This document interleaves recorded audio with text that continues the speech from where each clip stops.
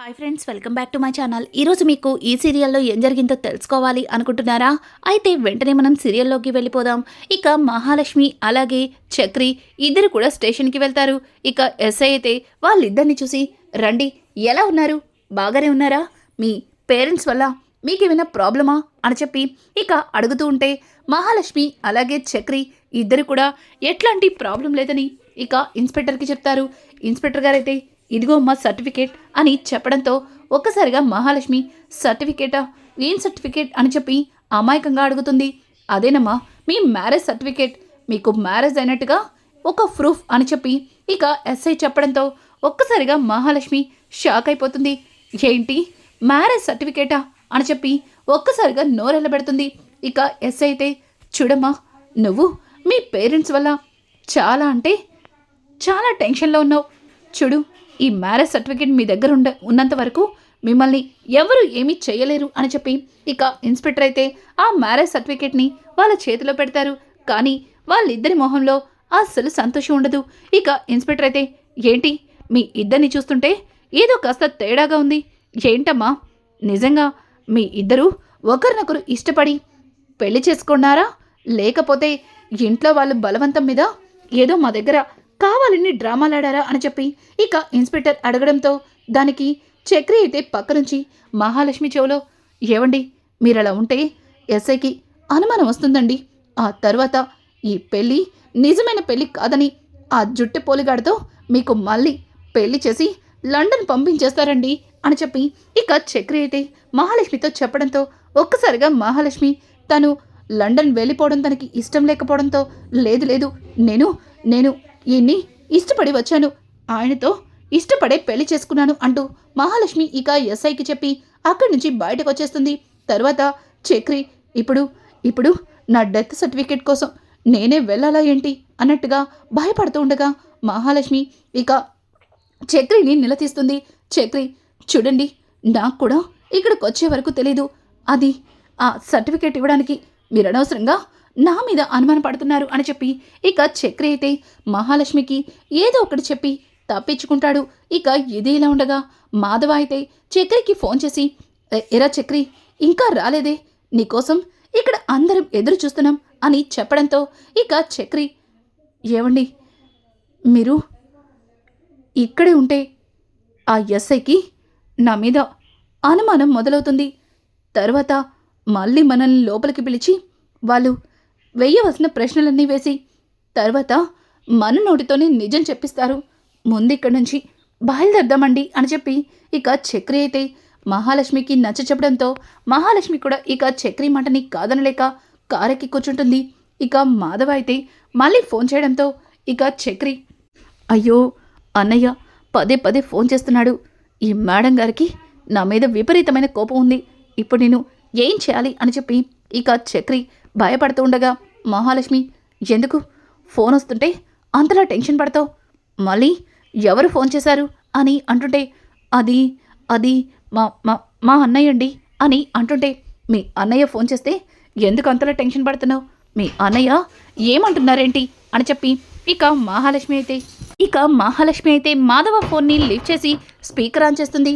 ఇక మాధవ అయితే, రేయ్ చక్రి, ఆడపిల్లని అంతసేపు బయట ఉంచడమేంట్రా, ఇంటికి రండి, పాపం ఆ అమ్మాయి ఎంతలా ఇబ్బంది పడుతుందో అని చెప్పి ఇక మాధవ అయితే చక్రితో మహాలక్ష్మి గురించి మంచిగా మాట్లాడుతూ ఉంటే ఒక్కసారిగా మహాలక్ష్మి చాలా సంతోషిస్తుంది. సరే అన్నయ్య, ఇదిగో ఇక్కడే దగ్గరలోనే ఉన్నాం, ఇంకొక 10 నిమిషాల్లో ఇంటికి వచ్చేస్తాం అని చెప్పి ఇక చక్రి కాల్ కట్ చేస్తాడు.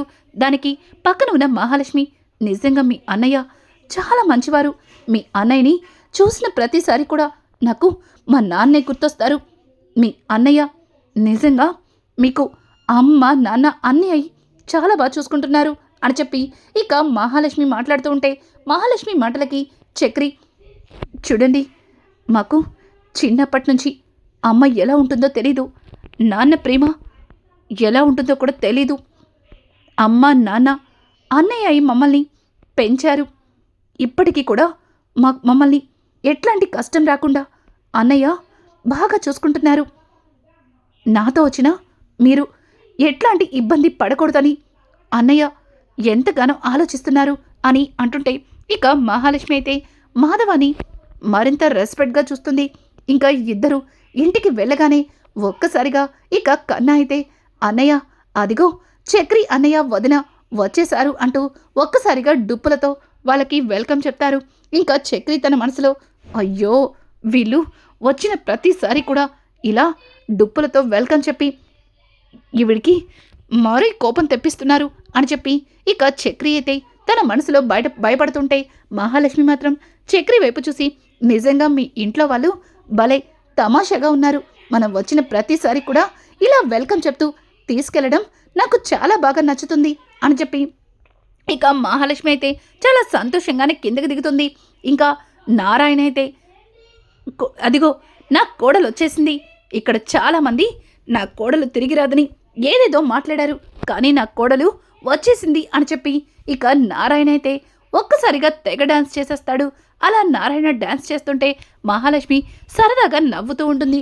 తనలా పగలపడి నవ్వుతూ ఉంటే కన్నా మాత్రం చాలా ఆనందంగా మా వదనకి దిష్టి తగులుతుంది అని చెప్పి లోపలికి వెళ్ళి ఇక దిష్టి తీసుకొచ్చి తనకి దిష్టి తీస్తూ ఉంటాడు. చక్రి అయితే అమ్మో వీళ్ళు దిష్టి తీస్తున్నారు, మళ్ళీ ఈవిడ గారికి కోపం వస్తుందేమో అని చెప్పి చక్రి భయపడుతూ ఉంటే మహాలక్ష్మి మాత్రం సంతోషంగానే ఉంటుంది. కానీ ఒక్కసారిగా మహాలక్ష్మి ఇల్లంతా చూసేసరికి ఆ ఇల్లంతా ఇంతకు ముందు లైటింగులతో ఉండేది, ఇప్పుడు అందంగా పువ్వులతో డెకరేట్ చేసి ఉంటుంది.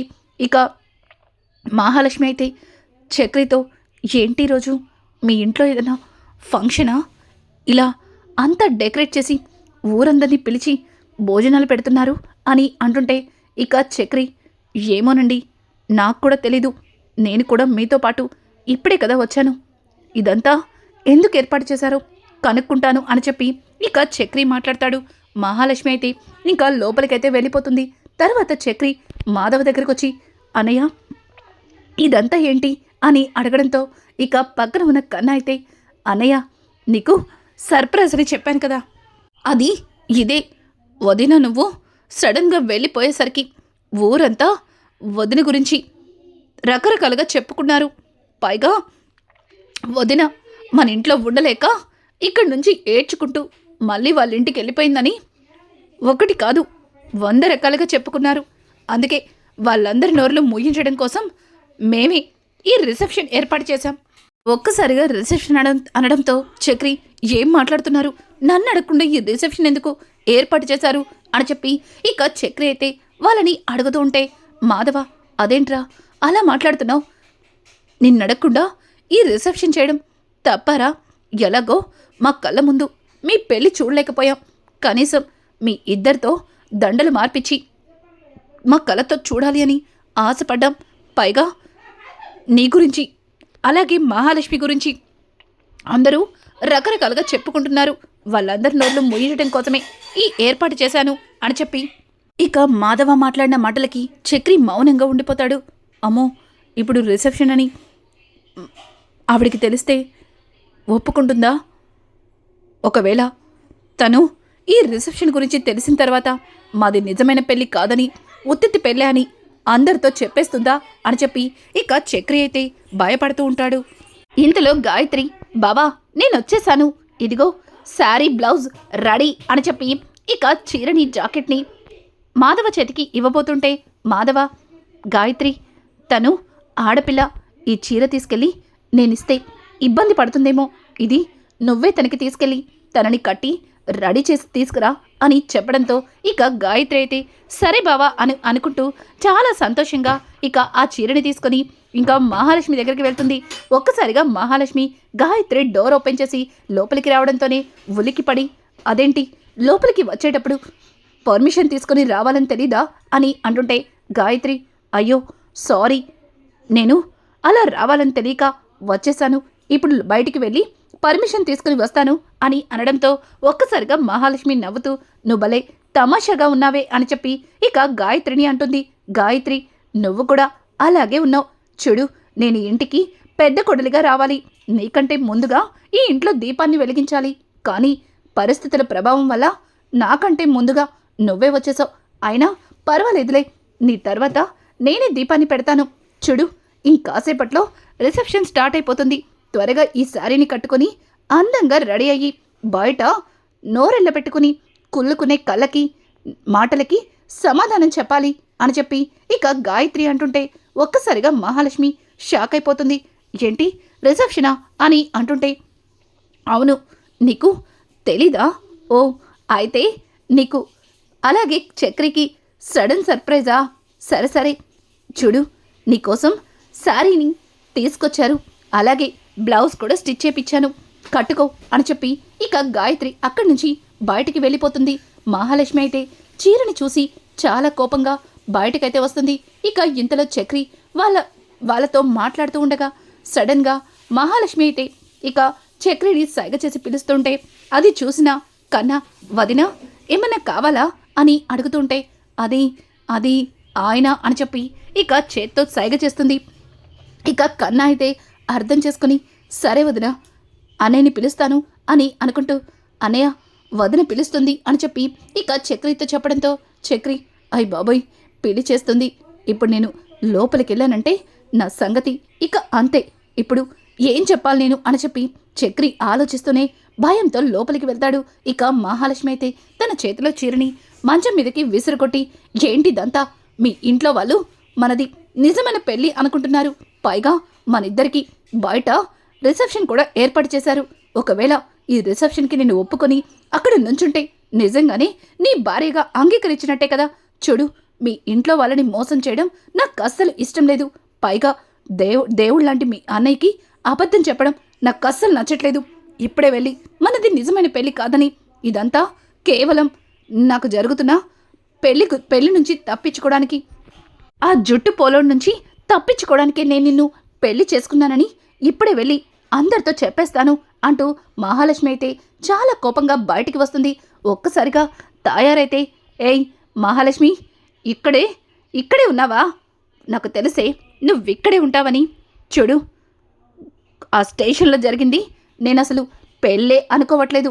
అయినా ఇట్లాంటి వాణ్ణి నువ్వు పెళ్లి చేసుకోవడం అంటే ఈ వీళ్ళిల్లు చూస్తుంటేనే అర్థమవుతుంది. దిక్కు దిమానం లేని ఒక ముష్టి వాళ్ళ ఉన్నారు. వీళ్ళింటికి నువ్వు కోడలుగా రావడమేంటి? చూడు, ఆ మెడలో తాళి తీసేసి నాతో వచ్చే బంగారం లాంటి సంబంధం, ఆ సంబంధాన్ని చేసుకున్నావంటే ఏం చెక్క ఆస్ట్రేలియాలో రంగరంగ వైభవంగా మహారాణిలో బ్రతుకుతావు అని చెప్పి ఇక తయారైతే మహాలక్ష్మి మెడలో ఉన్న తాళిని పట్టుకొని లాగబోతుంటే ఒక్కసారిగా ఊర్లో వాళ్ళందరూ కూడా ఆశ్చర్యపోతూ చూస్తారు. ఇంకా మాధవ అలాగే వాళ్ళ కుటుంబం మొత్తం ఆ తయారు దగ్గరకు వచ్చి, ఏవండి, ఏం చేస్తున్నారండి? అది నా తమ్ముడు కట్టిన తాళండి, అయినా ఇలా ఆడపిల్ల మెడలో తాళి తీయడం ఏంటండి అని చెప్పి ఇక మాధవ అయితే తాయారుని ఆపుతుంటే ఒక్కసారిగా తాయారు మాధవని దూరంగా నెట్టి, చూడు, ఇది నా కోడలు, దీన్ని నా ఇంటి కోడలుగా చేసుకోవాలని ఎంతగానో ఆశపడ్డాను. కానీ ఈ డ్రైవర్ గాడు గద్దొచ్చి కోడి పిల్లని తన్నికెళ్ళినట్టు నా కోడల్ని మెడలో తాలి కట్టి తీసుకెళ్ళిపోతే చూస్తూ ఊరుకుంటా అనుకుంటున్నారా ఏంటి? మర్యాదగా ఇక్కడి నుంచి పొండి. మహాలక్ష్మి, మర్యాదగా నాతో వస్తావా రావా అని చెప్పి ఇక మెడలో ఉన్న తాలిని తెంపబోతూ ఉంటే ఇక మహాలక్ష్మి చాలా కోపంగా తయారు చేతిలోంచి ఆ తాలిని వదిలించుకొని, అత్త, నీకింతకు ముందే చెప్పాను, నాకు అలాగే ఈయనకి పెళ్లి జరిగిపోయింది. నేను ఆయన్ని మనస్ఫూర్తిగా ప్రేమించి పెళ్లి చేసుకున్నాను. నన్నిక్కడి నుంచి తీసుకెళ్ళలేరు. ఇదే నా అత్తవారిల్లు, వెళ్ళిక్కడి నుంచి అని చెప్పి ఇక మహాలక్ష్మి అయితే వాళ్ళత్త తయారుని అక్కడి నుంచి వెళ్ళగొడుతుంది. ఒక్కసారిగా మహాలక్ష్మి అన్న మాటలకి ఇక చక్రి కుటుంబం మొత్తం చాలా సంతోషిస్తుంది.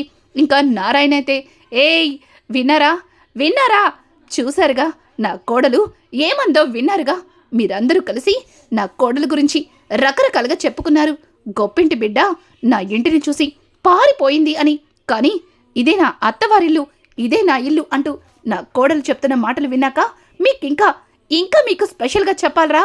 మర్యాదగా పెట్టిన బిర్యానీ తిని ఇక్కడి నుంచి దొబ్బెండి అన్నట్టుగా ఇక నారాయణ అయితే అందరి మీద అదమాయిషీ చేస్తాడు. ఇక మహాలక్ష్మి అయితే లోపలికి వెళ్ళి కోపంగా రిసెప్షన్కి తీసుకొచ్చిన చీరని కట్టుకొని బయటకైతే వస్తుంది.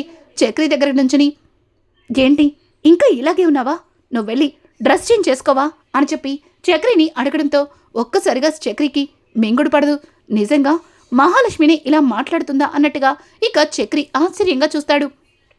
చక్రి అలా ఆశ్చర్యంగా చూస్తుంటే పక్కన ఉన్న మాధవ అలాగే తన తమ్ముళ్ళిద్దరూ కలిసి చక్రిని లోపలికి తీసుకెళ్లి రెడీ చేసి బయటకు తీసుకొస్తారు.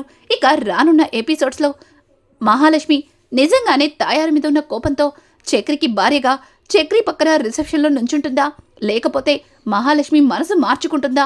ఇక రానున్న ఎపిసోడ్స్ అయితే మరింత ఇంట్రెస్టింగ్గా మారిపోతున్నాయి. ఈ వీడియో మీకు నచ్చినట్టయితే లైక్ చేసి సబ్స్క్రైబ్ చేసుకోవడం మాత్రం మర్చిపోకండి. Thanks for watching. Hi friends, welcome back to my channel. ఈరోజు మీకు ఈ సీరియల్లో ఏం జరిగిందో